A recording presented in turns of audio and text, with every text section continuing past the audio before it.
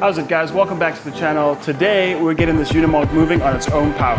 We're going to be rebuilding the fuel pump, doing a bit of service on the car, and hopefully by the end of this we'll be able to take it for a spin around the block and hopefully not catch fire.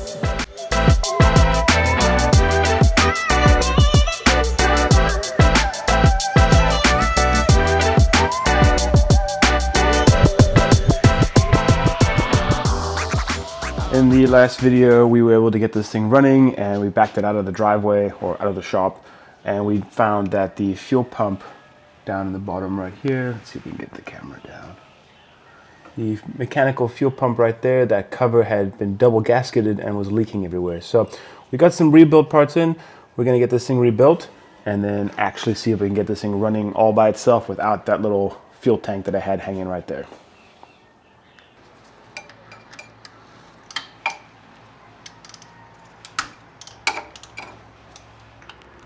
And there it is.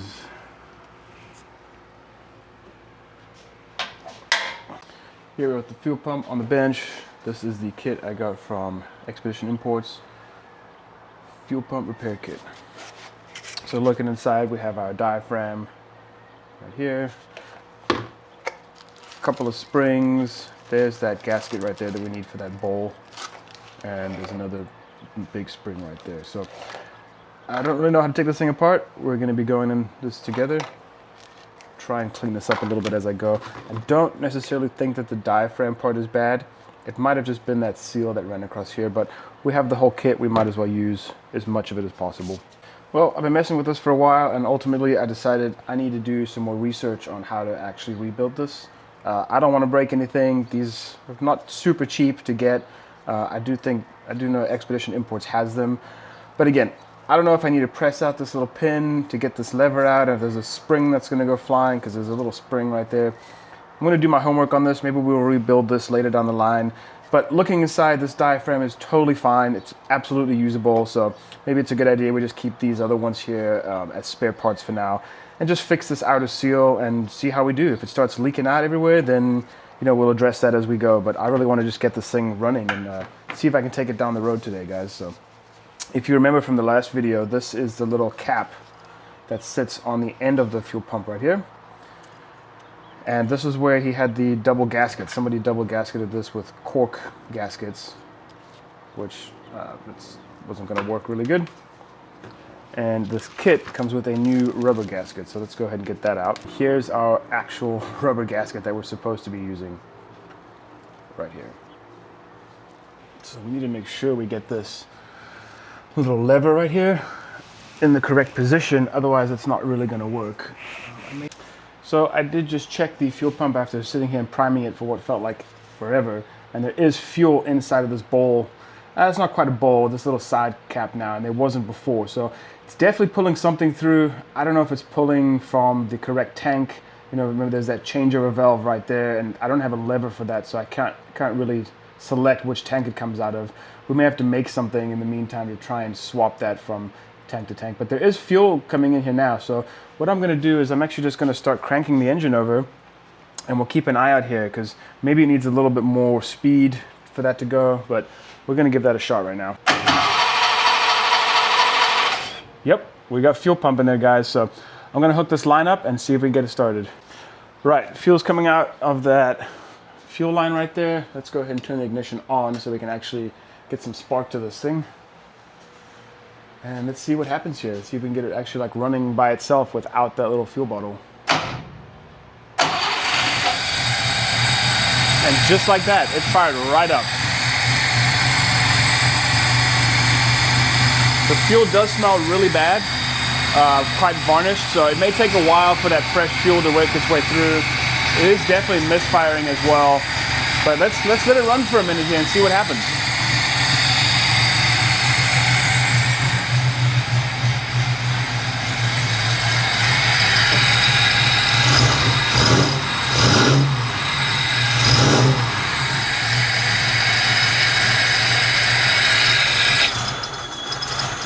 I think this is the choke right here. Gonna have to play around with that. Before we go a whole lot further here, I think it's important that we hook up some type of switch to actually start this car. I mean, me literally like sparking this across this 24 volt inverter here is not really a good way to do it. So there was this one switch that was mounted in the cab. It looks like, I mean, if you guys can see that, it's 125 volts to 250 volt switch. So this is not really something we should be using on this, but I think it'll work for now. It's an on-off switch, so that could work pretty good for starting it. Maybe needs a little bit of WD-40 in there. So I'm gonna hook up an ohm meter real quick and see which circuits are connecting when we do that. It should be pretty easy to figure out. And then we can tie into a 12 volt for this relay and trigger it off the 12 volt and run the 24 volt starting circuit through that. So we have a somewhat reliable way of starting this car without having the hood propped open. All right, well, I'm pretty sure this switch is junk. I just did multiple combinations on it to try and see, and every time I measured across the pins right here, it shows OL on my meter, which is open load, which means it's not connecting no matter which way I flip this or switch this. So I'm gonna try and rig something up. I do not have a momentary switch. I thought I had one somewhere, but I don't. I only have a standard rocker switch, so I just have to pay attention to not leave it on, and then obviously keep the starter rolling. So let's see if we can hook something up. So this is what I had, just a standard little on-off switch, which should do the trick. Again, as long as we're paying attention to it, it shouldn't really be an issue. Let's go ahead and start removing some of the stuff here. We're gonna take this little jumper lead that I made out. Remember, we were hooking this up to the 24 volt side of the inverter, because that's what our starter solenoid needs to activate. So let's take this old jumper harness we made, take this little wire out. We need to change the end on here from a flat spade to a female terminal. Again, this doesn't need to be perfect. This isn't definitely not going to be the permanent solution for this. I'm going to get a professional, push to start button and accessory panel and all that stuff. But we're just trying to rig some stuff up right now so we can get to the next step and see how this thing actually drives. Sometimes you got to do these little hodgepodge jobs to kind of proceed with the build before you get too far. So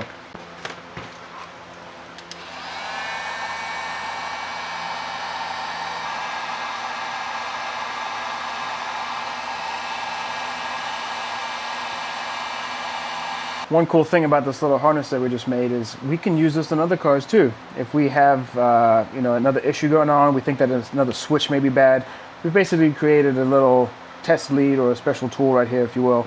Nothing fancy, nothing crazy, but I mean that's exactly what it is. So let's get this wired in and see if it works.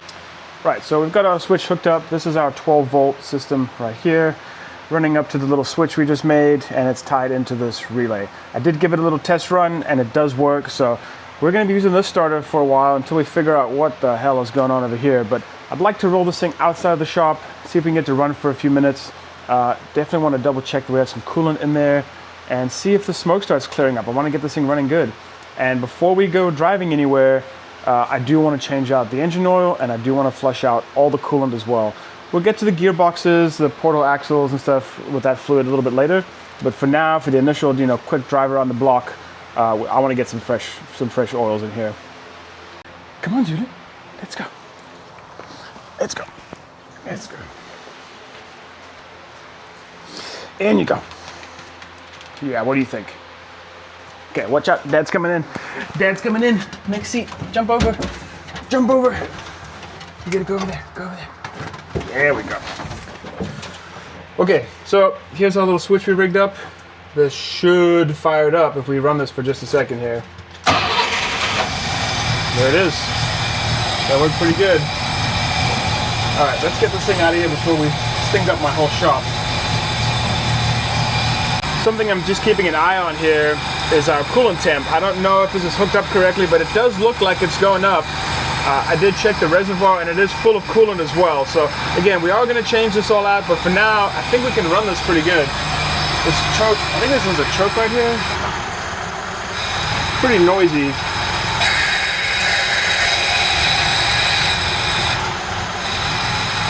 I'm not sure what any of that stuff does. What do you think, Zulu? But let's let it run for a bit and see if it clears up.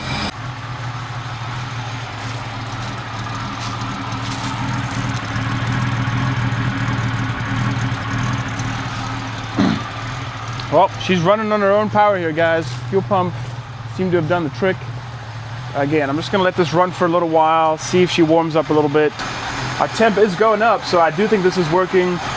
Our oil pressure also does seem to be working if I rev it up a little bit. There's our oil pressure. So, I mean, looks like all this stuff's working, guys. So we may end up keeping some of these, but I'm not quite sure yet. What do you think, boy? Good boy. I had to take a quick little road trip to AutoZone, and we got some fresh Rotella T5. I'm going with 1540.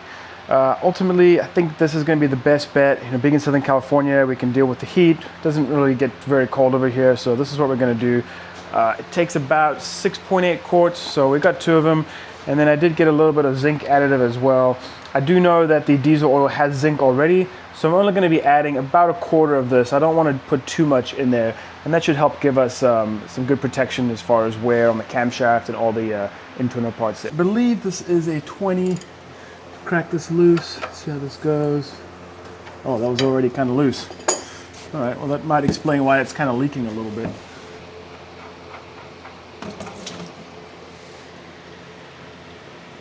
I mean, the oil doesn't look too bad, guys. It's a little dark. I don't know if the camera's picking that up. Oh, whoa, whoa, whoa. There we go. That's a little better. So now we're starting off with this zinc additive right here from Lucas. I've run this stuff before in my Audi when I did a fresh engine rebuild. There's quite a bit of zinc in here, and with the Rotella T5 it also has a lot of zinc. So we definitely don't want to use this whole bottle. We're going to use I think about half of it should be a safe bet. And we're probably going to be changing this all out again pretty soon, but I just want to make sure we have some fresh stuff in here. So let's go ahead and pour this in.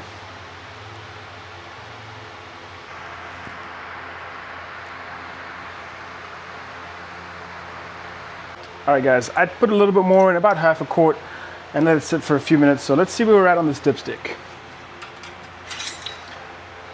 You usually want to give it a pretty good wipe off first. You're not sure if there was any oil down in the dipstick tube. And that's perfect. I don't know if you guys can see that on there, but we are right at the full mark. I think that's 6 liters. I'm not quite sure. I have to do some more research on what the 4IL and the 6IL mean. But I think we're doing pretty good here. I don't know about you guys, but I'm ready to take this thing for a spin. I've been working on it this whole time. We got it started. We got some fresh fluids in it. First thing we got to do is get this air intake back on. I don't really want to be driving around with no kind of air filter on there. And then I'm going to roll it out back, or drive it out back, and we'll get some pressure in these tires, just make sure we're all good. And we'll take her for a quick little spin, see how she does. The time has come. It is time for the maiden voyage. Got the fire extinguisher ready. I did take the passenger door off just because there's no doghouse cover set up just yet, so it does get really hot in here. And I wanted a little bit of protection in case we had a backfire or this carburetor caught on fire, just something like that. So doors off, a bit more airflow. Here we go. All right, you guys know the drill at this point.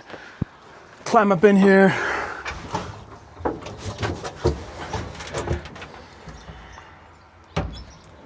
Clutch pedal does not need to be pressed in to start this, by the way. So ignition on. Give her a little bit of gas here.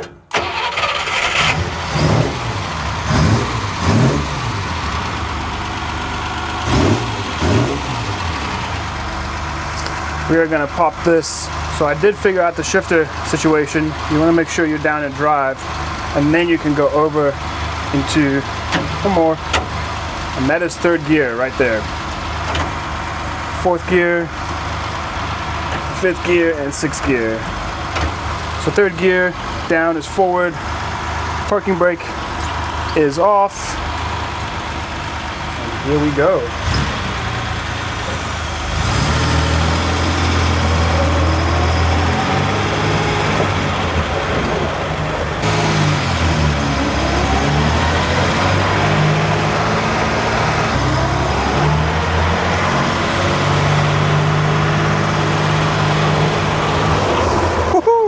Almost lost you there, buddy.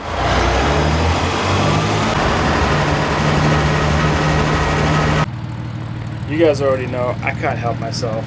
Up ahead we have a pretty steep little hill. I like to take some Jeeps up here, take the Samurai up here. It doesn't look that bad in videos. You know how videos does make it look a little bit easier, but we're gonna try and climb up this hill right now. Let's see how this goes. All right, first gear, forward, four-wheel drive, lock. Well, there it is. Maybe not. We'll try the lockers in a minute.